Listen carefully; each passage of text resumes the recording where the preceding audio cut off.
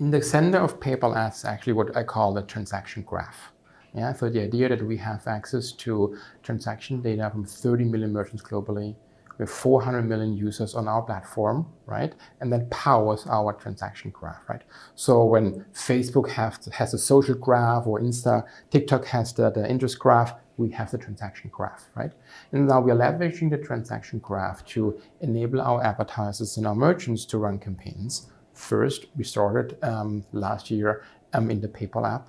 We then expanded into Venmo and Honey. And now today we launched what we call Offsite ads, which means our advertisers and merchants can now leverage our transaction data to run campaigns basically everywhere, right? Across the whole spectrum of our industry, whether it's now CTV, it's now display, whatever it may be.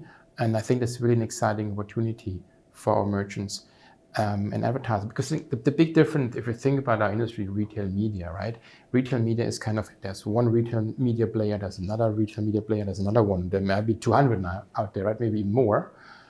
The cool thing about PayPal is that we have this horizontal view, right? We see the transactions across all the merchants, yeah? And this gives us obviously a much, much deeper and richer understanding of the consumer, enables us for our advertisers to run campaigns, again, holistically across all the outlets. So, for example, how would an apparel manufacturer, how would it work for them, for example? Yeah, so let's say you have such a company, right? Hugo Boss as an example, just using one as an example, right? So on the one hand, with our transaction data, we can basically create a really, really finite audience segments for them based on actual transactions that happen not only in the Hugo Boss store, but wherever people can buy a Hugo Boss suit, right? That is basically the first step. The second step is then they can run the campaigns at PayPal ad. The campaigns show up to these audiences, not only in the PayPal Venmo apps, but also, let's say in CTV or on any publisher, right? And then we can top it up with cross-merchant measurement, right? Which means on the one hand, we can show actually to our advertisers what's the performance of the campaign, but also, and I think that's really interesting, how basically is market share actually evolving, right? Because market share is what, at the end of the day, the CFO really cares about. Yeah, the market share is basically what gives the CFO an indication how much money he should give to the CMO, and then the CMO is spending the money based on incrementality. And with our horizontal view across all the merchants, we can help to make this decision how much money to spend and then where to spend. So it's really kind of really cool from an merchant perspective. So who is the clients, and what's the marketplace for the product? So we basically think about three main clients. On the one hand, it's our what we call endemic merchants, the merchants that we have payment integrations with. And as I mentioned, we have 30 million of them. So we have basically every big merchant, but then we have thousands, millions of SMBs, right? Who are already kind of integrated from a payments perspective, from a technology perspective, from a relationship perspective. Then we have what I would call kind of semi-endemic, which basically are brands, especially CPG brands, who are indirectly working with us. So let's say you are selling your products via a big retailer, right? We still then collect data indirectly via the retail chain from the CPG brands. And then there are also non-endemic advertisers who can also tap into the transaction graph from an audience and from a measurement perspective. So what's next, and what's sort of the roadmap? Yeah, I mean, today we announced the Offsite business, right, which is a big step could forward. you explain what that means? The Offsite again, think business? about Offsite. It's really kind of, again, we have this transaction data. We have really kind of clarity on who is buying what and where, right? And we basically now package it up in the form of PMPs and PGs, right, and make then that available to our advertisers.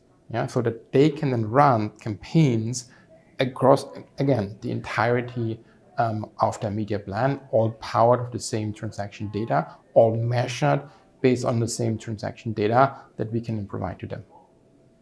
As opposed to running a campaign here, another campaign at the next media shop and so on and so forth, right? You don't need to run basically campaigns individually anymore and stitch somehow campaign performance based on transaction data together. You can basically do it now with one-stop shop buying basically in this horizontal view.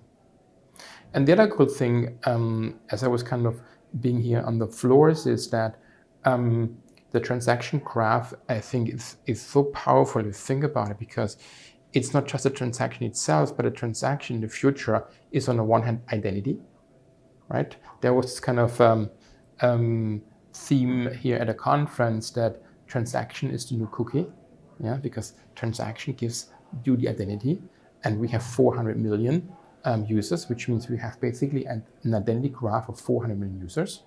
Transaction gives you then the personalization opportunity, because we do know who is buying what, and transaction gives you then also the insights element, right? So in that sense, transaction now has identity, audiences, targeting, and measurement, right? And now bringing that available to advertisers in the form that they can activate it across all publishers, I think is truly exciting.